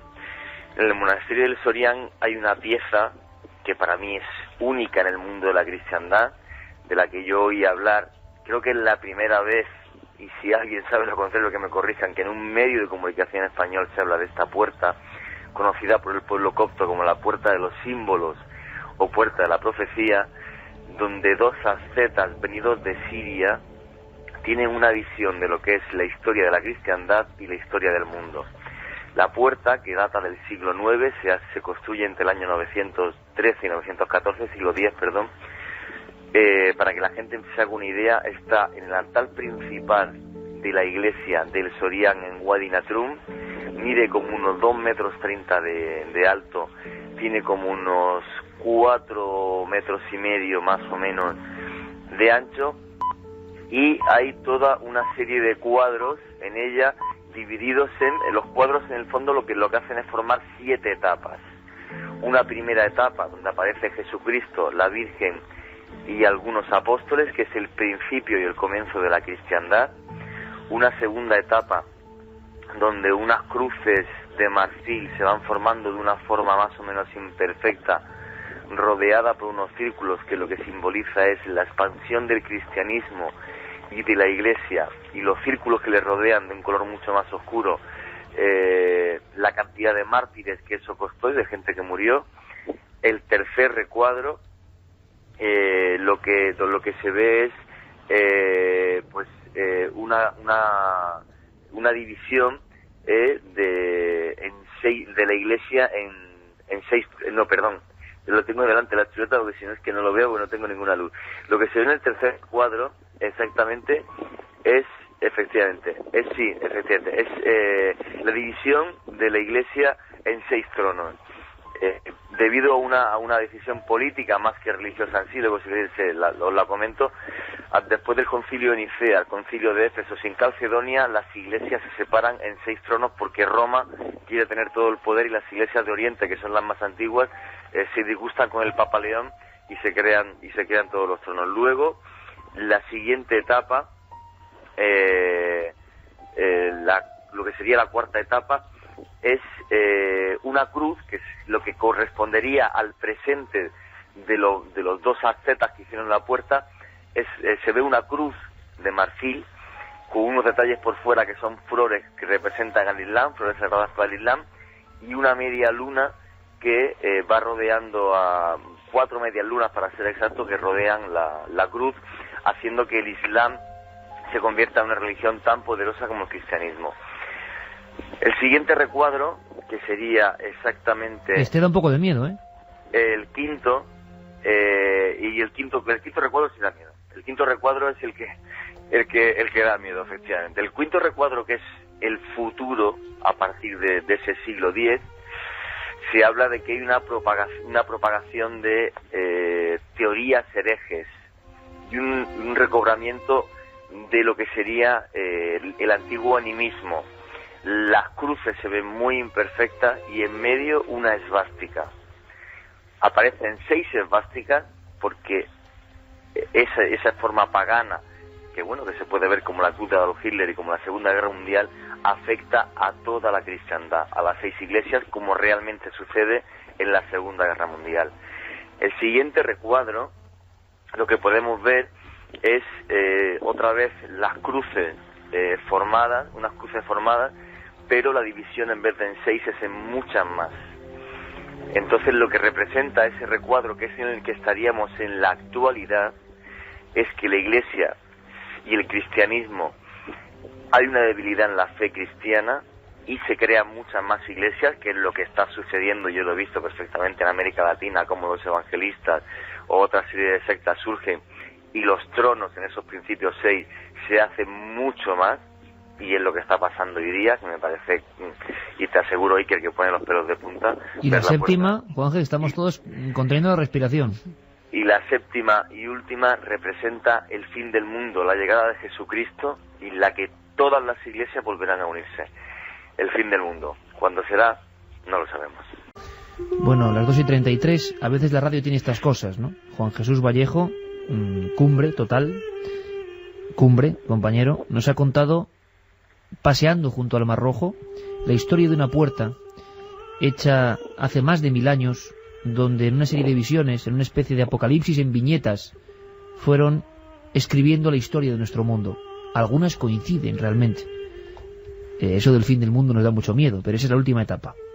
Desde luego nos hemos sobrecogido, Juanje. No quiero que contemos nada más, pero hay que seguir investigando. Pero hemos puesto la foto, y lo has hecho para cientos de miles de amigos, que gracias a ti esta noche han visto que en un remoto lugar de Egipto se esconde la llamada Puerta de los Símbolos, Puerta de las Profecías, símbolos en los que creen muchos egipcios: separación de las iglesias, visiones del Antiguo Testamento, la esvástica y el fin del mundo. Juanje Vallejo, compañero, fuerte abrazo. Un fuerte abrazo, Iker. Salam para todos los que estáis ahí, Agapi en copto. Yo me quedo impresionado, chicos. Pues sí, no es para menos, y viendo además una de las fotografías. Claro, es que tengo tenemos... una foto en la mano de la Puerta de las Profecías. La esvástica es clarísima, claro, era un símbolo que se utilizaba. La división de las iglesias, claro, el asunto es, esto es una interpretación a posteriori. La gente cree que esto es así, y creo que es un caso único, ¿no?, de Puerta de la Profecía, mundo copto, y al final la séptima etapa, el fin del mundo. Pero tal y como lo ha contado Juanje, era realmente emocionante, y desde el lugar de los hechos. Ahí es nada. Ahora viajamos, si os parece, a Rusia, Santiago, porque ha pasado algo que ha estremecido al mundo. Una catacumba, y una gente creyendo en esta séptima etapa, el fin del mundo. ¿Cuántos grupos creen en el fin del mundo? ¿Y cuánta gente habla de enero del 2008 como un lugar de crisis? Muchas culturas, muchos mensajes. Sí, pero yo creo que no hay que creer. Yo creo que no hay que creer. Sí, pero que a partir del 2008, todo el 2008, bueno, pues los que creen en estas cosas dicen que no es buen año. Yo creo todo lo contrario. O sea, no tengo la menor duda de que va a ser un buen año. El asunto, lo curioso, es que, bueno, a veces coinciden, ¿no?, ciertas creencias, ciertos símbolos. El 2006 también era complicado. Pues el lo 2007 también no me ha gustado nada, tampoco. Pero el asunto es que, bueno, es que siempre que mires los años, siempre realmente los profetas Los que creen en las profecías te van a decir que es malo, que es bueno, que... interpretaciones, ¿no? Luego cada uno... Pero el asunto de esta puerta es tan inquietante casi como el de la secta que espera el fin del mundo. Ahora mismo, a esta misma hora, están ahí en una catacumba y, por supuesto, vamos de Egipto a Rusia para que Rodrigo Fernández, nuestro compañero de la cadena SER allí, nos dé la última hora. ¿Qué está pasando con esa gente que está convencida y que dice que se va a matar allí prácticamente cuando llegue el arrebatamiento del fin del mundo? Víveres, bombonas de gas y bidones de gasolina tienen bajo tierra la treintena de fanáticos cristianos ortodoxos que esperan la llegada del fin del mundo en una catacumba en la provincia rusa de Penza. Los miembros de la secta, la Iglesia Ortodoxa Rusa Auténtica, aseguran estar cómodos en la catacumba que ellos mismos cavaron a 3 metros de profundidad y se niegan a salir a la superficie y regresar a la vida normal.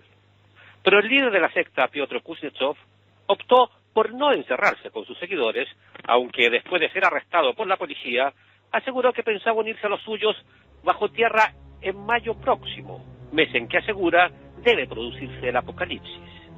Kuznetsov, de 43 años, fue recluido en un psiquiátrico después de ser interrogado por la fiscalía. Años antes ya le habían diagnosticado esquizofrenia. Kuznetsov advirtió a los que lo interrogaron que después de que todo el mundo muera, en la otra vida él y sus seguidores serán jueces y juzgarán a los que hoy los persiguen. La catacumba tiene, según los miembros de la secta, piezas separadas para hombres y mujeres, una cocina, un pozo e incluso un cuarto de baño. Y las provisiones les deberían alcanzar hasta la llegada del fin del mundo en mayo. Por los 6 agujeros de ventilación que han hecho, han advertido que se prenderán fuego si la policía trata de evacuarlos por la fuerza. La policía ha puesto guardias alrededor de la catacumba y ahora impide el paso de los reporteros. Kuznetsov, por su parte, ha dicho que está dispuesto a ir a la catacumba para dar permiso a los miembros que así lo deseen de salir a la superficie.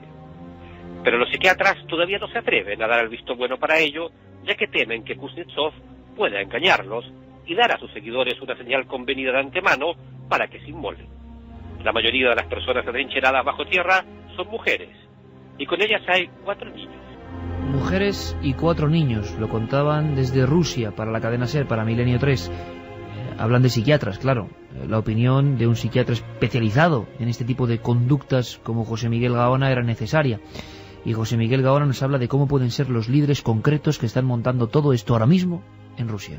Suelen ser personas tremendamente carismáticas, inteligentes. Muchas de ellas tienen una especie como de plan preconcebido, delirios de grandeza, en algunas ocasiones tienen un pensamiento místico en la que enlazan ese más allá con su personalidad, como si fueran de alguna manera unos enviados, por así decirlo, de una potencia superior.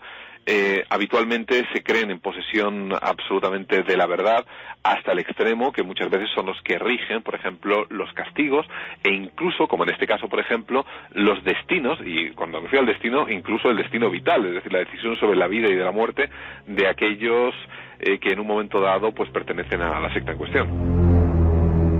Y un detalle más, el aislamiento es fundamental para que luego empiece el delirio. Los casos dramáticos han empezado por aislar del exterior a la comunidad. Aislamiento como elemento clave en lo que puede ser un drama.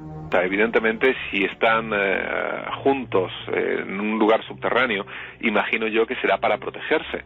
Sin embargo, desde el punto de vista psicológico, el líder, evidentemente, que suelen ser personas además con unos conocimientos de psicología, ya sean adquiridos a través del estudio o bien de forma natural, saben muy bien lo que hacen.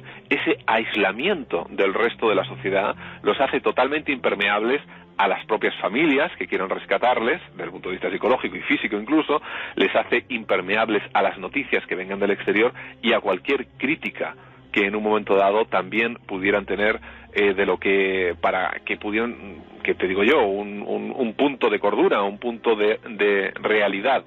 Yo imagino que la excusa puede ser que evidentemente se le haya vendido a los miembros de la secta como para protegerse, pero que en la realidad lo que se está pretendiendo es un aislamiento. Esto no suena, chicos, a otras historias, desgraciadamente, tipo, esto suena, tiene tufillo a Waco, ¿eh? Sí. Además es que sobre todo es que hay niños, hay 4 niños en esa secta, hay 4 niños a los que si no rescatan de allí en mayo pues posiblemente no lleguen a una edad adulta. Parece ser que son muy radicales, parece ser que solo respiran a través de 6 chimeneas que han abierto desde las profundidades. Yo he podido ver esas imágenes porque para la televisión nos llegaban imágenes grabadas allí in situ y veías como de esas chimeneas, que ahora ya está todo nevado y simplemente tenían que quitar incluso las fuerzas de seguridad la nieve que había encima para que esas personas pudieran respirar, y ves cómo de allí sale el humo con el que las pero cocinas lo quitaban que los del tienen exterior, dentro. o sea, ellos lo si quitaban no, los se del mueren. exterior, claro, es que están bajo cero, están completamente nevados y solamente tienen 6 respiradores. Han acumulado 4 toneladas de comida para estar allí recluidos hasta mayo de 2008 y esperan que en marzo llegue el anticristo. Eso es lo que ha dicho tanto su líder como la gente que ha hablado desde las profundidades, desde las cavernas en las que están sumergidos. Bueno, yo espero que las autoridades rusas sepan cómo manejar este asunto, porque tienen precedentes ellos mismos muy malos, como puede ser el Teatro Dubrovka, la masacre donde el remedio casi fue peor que la enfermedad. La masacre del colegio de Beslan. Las fuerzas del orden rusas no se han caracterizado por tener mucha mano izquierda para estas cosas. Y de hecho, el patrón se ha repetido en la historia muchas veces. 1978, Templo del Pueblo, en Guyana. Interviene la autoridad, en este caso en forma de la visita del congresista Leo Ryan. El congresista y todos sus séquitos son asesinados y luego 900 personas se inmolan. Templo de los Davidianos, en Waco, Texas. En este caso interviene la Oficina de Alcohol, Tabaco y Armas de Fuego, porque detectan que hay una actividad que es ilegal en el estado de Texas, que es convertir armas semiautomáticas en automáticas. Las armas semiautomáticas son legales en Texas, pero las automáticas, las ametralladoras, hablando en Guayana, están prohibidas, y lo que empieza siendo una redada rutinaria se convierte también en una masacre sin precedentes. Y ojalá tengan en cuenta estos precedentes y sepan que, por ejemplo, mientras tengan ellos al líder, digamos que esa bomba no tiene la espoleta todavía. Es decir, es precisamente esa la persona clave que tiene poder sobre vida y sobre muerte sobre sus seguidores. Ellos tienen la ventaja que no tuvieron en Waco, que no tuvieron en Guyana, de tener ese material explosivo humano que está ahí concentrado sin el detonador. El detonador lo tienen en su poder. Mientras sea así, mientras no les permitan comunicarse, mientras no les permitan estar allí, no se atreverán a hacer nada. Es casi, no se puede pontificar porque mañana resulta que salen las noticias que se han suicidado todos, pero cogiendo como precedentes los casos anteriores, hay más probabilidades de que la cosa se mantenga estable mientras el líder esté separado de su grupo, que no volviéndolos a juntar. Es que han dicho que si intentan algo, que directamente se queman a lo bonzo todos, si intentan rescatarlos de allí. Han amenazado a la policía e incluso ya no permiten grabar a ningún medio de comunicación, ya no permite que los periodistas estén por la zona. Esa es la historia, la noticia. Seguiremos muy atentamente cualquier detalle novedoso, porque es la mente humana y sus misterios. Las sectas que buscan el fin del mundo. En el siglo IX ya lo pintaban, ¿no? O lo esmaltaban en esa puerta de la profecía. No hemos cambiado mucho, por desgracia. Y bueno, ¿qué deciros de la Ouija? ¿Y qué deciros del pánico? Sobre todo en algunos lugares. Colombia está siendo muy afectada por oleadas. Seguimos hablando de la mente humana y de sus diablos y sus fantasmas, por casos estremecedores. Psicólogos, exorcistas, chicas muy jóvenes, todo en un cóctel que da miedo porque está pasando. Y si está pasando, hay que contarlo. Hace esta crónica con documentos interesantísimos de lo que ocurre ahora mismo nuestro compañero Carlos Largo.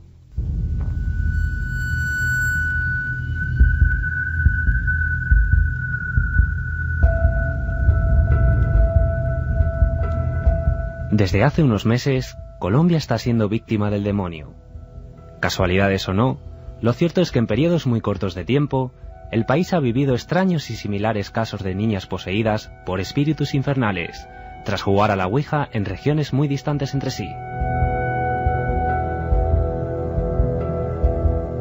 Hace tan solo 7 días, recibíamos la noticia de la maldición de varias mujeres de entre 14 y 25 años en la región de Betulia, Sucre.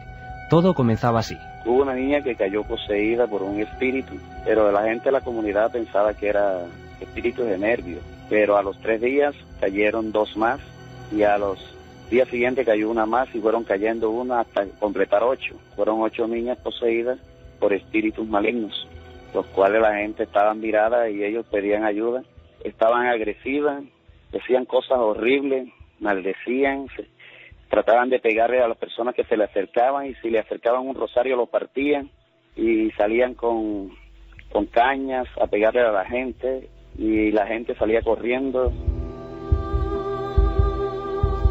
Poco a poco la agresividad de las chicas poseídas fue en aumento y los habitantes de la población colombiana, bajo el mando de Luis Guillermo Hernández, docente de la Renovación Católica Carismática, se vieron obligados a tomar decisiones de manera muy urgente.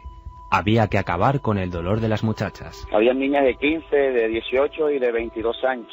El más grave lo tenía una niña que se llama Vanessa Martínez, que ella, tuvimos que agarrarla entre 10 para hacerle el exorcismo. Con ella era tanta la fuerza. Entonces yo busqué un grupo de servidores y con la ayuda de un sacerdote las metimos en la capilla Santo Domingo de Guzmán. Duró 4 horas la liberación y una de las niñas se abalanzó, ese fue el caso, se abalanzó contra el sacerdote a pegarle. Pero como los servidores tenemos autoridad para reprender estas clases de espíritus, estas clases de demonios, cayó al suelo privado. La tragedia ya ha pasado. El proceso de liberación de las mujeres dio resultados positivos, pero las consecuencias de la fuerza con la que fueron poseídas ha dejado algunas secuelas en ellas. El estado actual de las muchachas, hay 6 niñas completamente bien, pero 2 no han quedado con lesiones de nervio, de miedo, se encuentran como muy maltratadas. Ella dice que los espíritus cuando se le metían unos por los pies, otros por los ojos, sentían una fuerza grande en el estómago y las hacía gritar, convulsionar y decía cosas. Y habían 2 niñas que hablaban como hombres, no como, le cambió el hablado en ese momento. Pero el caso de Betulia no ha sido el único ocurrido en Colombia este año. Hace escasos días, a principios del mes de noviembre, 9 niñas de la región de Tolima cayeron enfermas tras jugar a la Ouija en su colegio. Andrés Restrepo, redactor del periódico Tolima 7 Días, nos relataba así lo sucedido. Pero misteriosamente, el día 8 de noviembre, una de las niñas empezó a convulsionar en el salón de clase. Inmediatamente las compañeras la acogieron, la cargaron. La niña, a pesar de medir solo 1,60 y ser de una contextura liviana, tenía una fuerza sobrenatural, decían las mismas compañeras. Los fenómenos no solo se desarrollaron durante el primer día, lo peor aún estaba por llegar. Al día siguiente, cuando iban a ingresar al salón de clase, se encontraron las 8 niñas que estaban jugando tabla Ouija y las 8, apenas se vieron, empezaron a convulsionar y a gritar.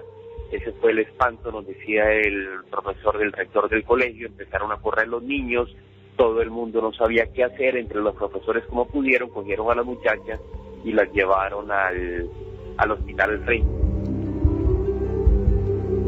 El miedo sigue presente entre los ciudadanos del municipio, sobre todo después de que las propias niñas pudieran expresarse y contar lo sucedido. El maestro de todas ellas en el arte de la Ouija había sido un misterioso muchacho de 17 años que había aparecido repentinamente en la región. Empezaron a jugar la tabla Ouija porque la llevó un muchacho que no conocían. Misteriosamente en Villarrica, que es un pueblo donde no va turistas, apareció un niño de 17 años que venía a Bogotá, vestía todos los días de negro, nadie lo conocía, nadie sabía dónde había llegado ni dónde vivía, y él les enseñó a jugar. Y el día de la misa de sanación, de la misa de liberación, el muchacho desapareció misteriosamente. Este municipio, como te digo, queda en la cordillera oriental. Solamente hay 2 rutas de buses que salen, a las 5 de la mañana y a las 10 de la noche. Y la muchacha que vende los tiquetes en ese municipio dice que ese niño no compró tiquete, ni los conductores lo sacaron del pueblo. Y el día de la misa, vuelvo y te repito, desapareció misteriosamente este muchacho. Los síntomas en las muchachas se repiten una y otra vez en todos los casos ocurridos en Colombia durante los últimos meses. Distintos lugares, pero un único hecho.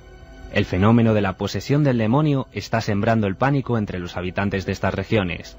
No obstante, los buenos resultados conseguidos por cada uno de los procesos de liberación que han sido realizados hasta el momento ayuda a pensar que el sufrimiento de estas niñas del demonio, como ya las llaman, terminará muy pronto y acabará para siempre.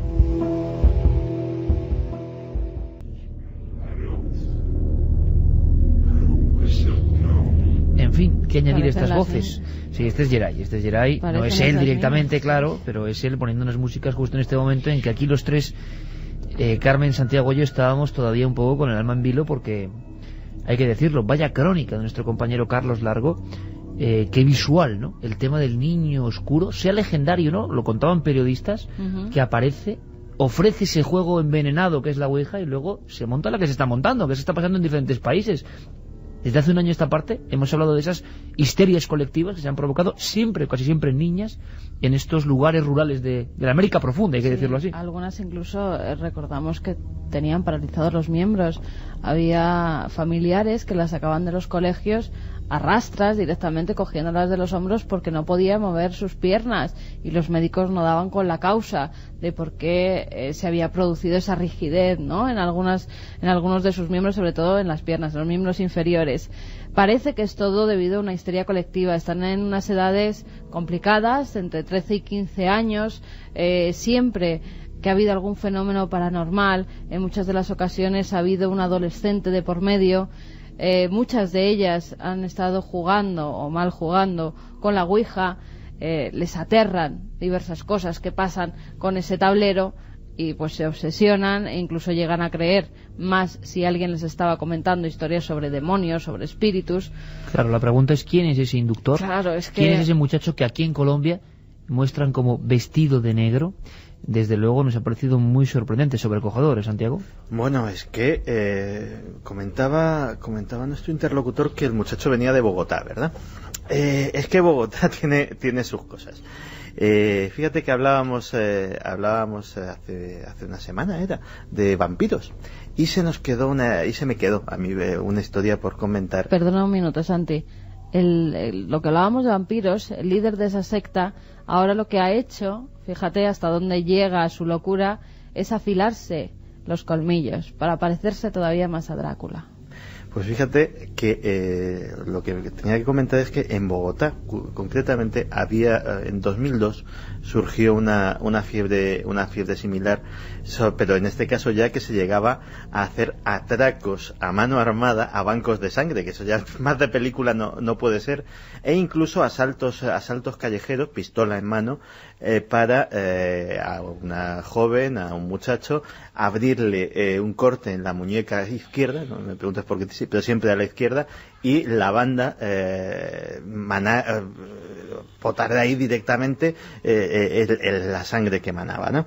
Era un síntoma de que era lo que iba con esta ilustración, de que el ambiente de los góticos, de muchos de ellos, es un movimiento, es una tribu urbana juvenil tan válida como cualquier otra, pero en la que muchas veces pues sí que se pueden infiltrar personajes vinculados al satanismo, personajes como el líder de esta secta de vampiros, que aprovechan su estética más o menos oscura para encandilar a nuevos seguidores.